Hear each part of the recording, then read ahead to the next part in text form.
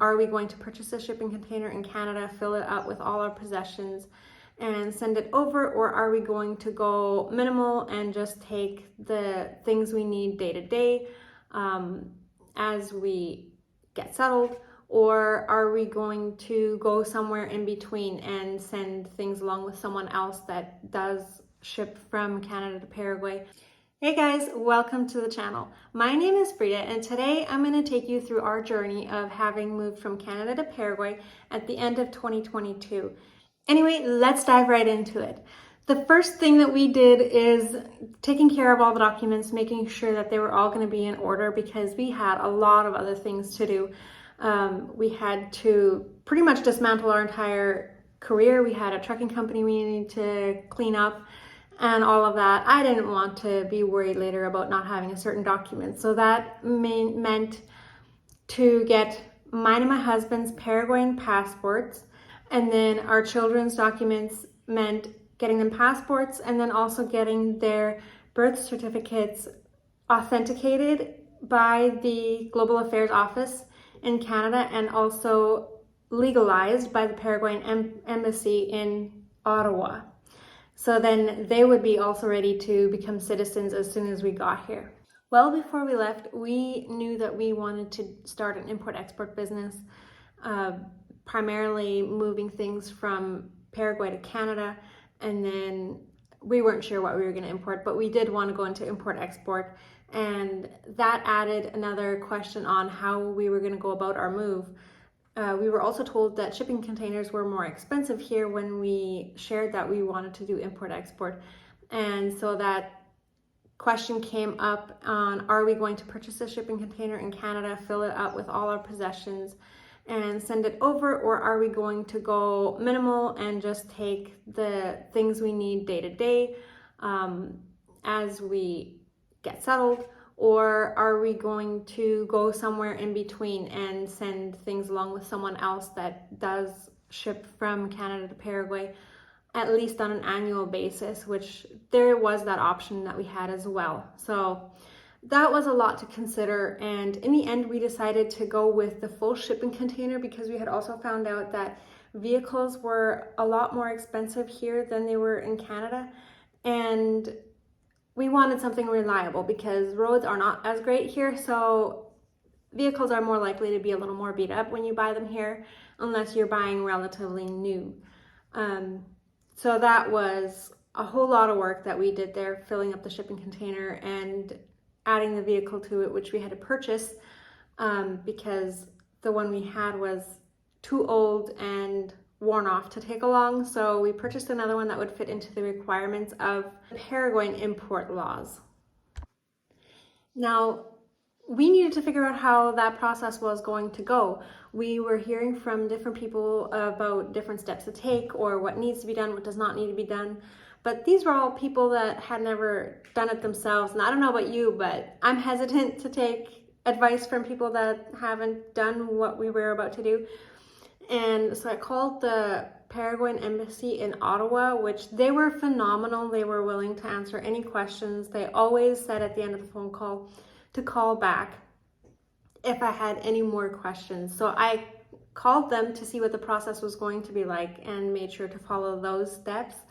And as long as we followed those steps, everything was going to go relatively smoothly. Two more benefits that we would have in going this route is people that had lived in both Canada and Paraguay had told us that Paraguay has just cheaper quality household items, so we would have our better quality from Canada. And then also Paraguay has a repatriation program for Paraguay nationals that have been out of the country for more than 2 years.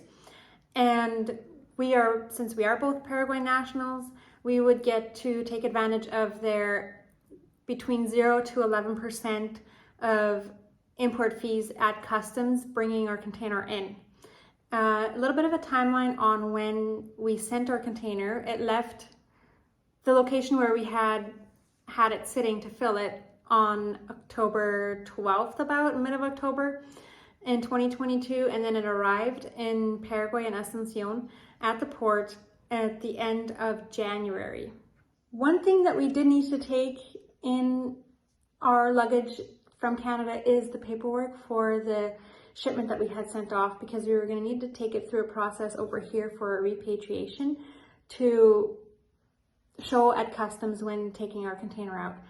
And it kept being delayed and delayed, having that paperwork ready, and then eventually we decided that we were going to book our tickets anyway, and we were going to book them in a way that we were going to be routed around a little bit. We were going to make a stop in Ottawa instead of going straight to Toronto and then go from there. And we ended up having to use that extra stop because we had to go from Ottawa to Montreal to get the paperwork ourselves. They had actually just had it finished like the day that we left Winnipeg, and that simply was not going to make it to our location on time for us to take it along. So we ended up having to rent a vehicle in Ottawa, drive over to Montreal, and that did extend our trip there an extra day to a day and a half. But luckily our kids were all wonderful through it and they love traveling, so it all worked out well. But that was a very close call that we could not take our own paperwork, and it would have been an extra hassle, but ended up being okay in the end. One thing to mention is we did hire someone at both ends to take care of the whole shipping process for us. Someone to arrange everything in Canada, straight from the train terminal in Winnipeg all the way to us in Sion, and then someone here that knew Spanish and had gone through the process himself one time to deal with customs at this end over here. And we really quickly learned that things were not going to be as cost effective as what we had been told that it should be. We ended up paying 6,730 Canadian dollars roughly in duty fees on about $25,000 worth of household and business items. And then as for the vehicle, we paid $18,000 for the vehicle in Canada and paid approximately $5,600 in Canadian in import taxes on that alone. Now you can probably already guess a couple of the pieces of advice I might have for you if you are considering moving to a different country is cash is king. Preserve as much cash as you can.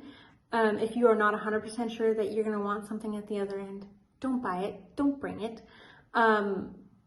Preserve your cash, and you can always go back and get it later or something, but the money will be worth it, because I can guarantee you things are not going to go exactly as you might have pictured wherever you're moving to, and you're going to wish that you had the money. And there might be unexpected costs that you're going to have that are where cash would be more of a benefit than having whatever items that you might have now invested into and might just be having sitting on the side, not really using it as much as you thought, or not really needed there as much as you thought that you might. So preserve your cash. That is the number one piece of advice.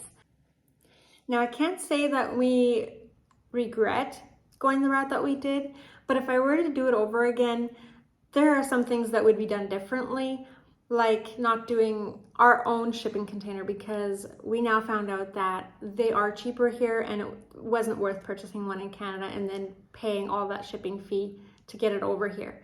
And we would not have brought a vehicle because there's so much hassle in it, and duty fees are expensive, and the amount of money that we tied up in the vehicle, we could have easily used that to invest into our business to get that launching a little bit quicker.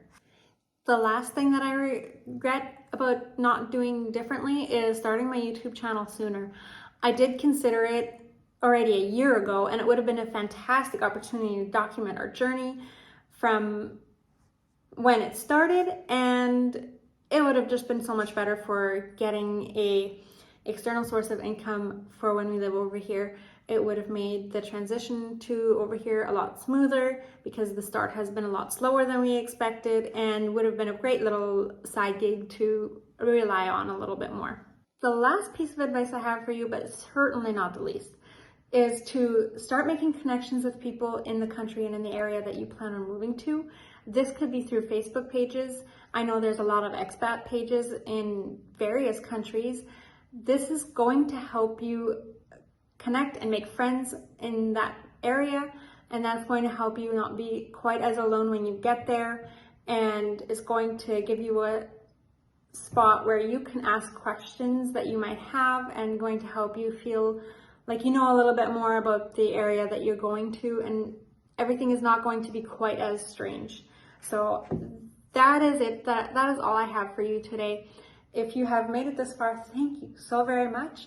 If there's anyone that you can think of that would benefit from watching this video, please do share it and like it and subscribe to the channel for more content on leaving Canada, coming to Paraguay, and what our life is like here. Thank you very much. Have a wonderful day.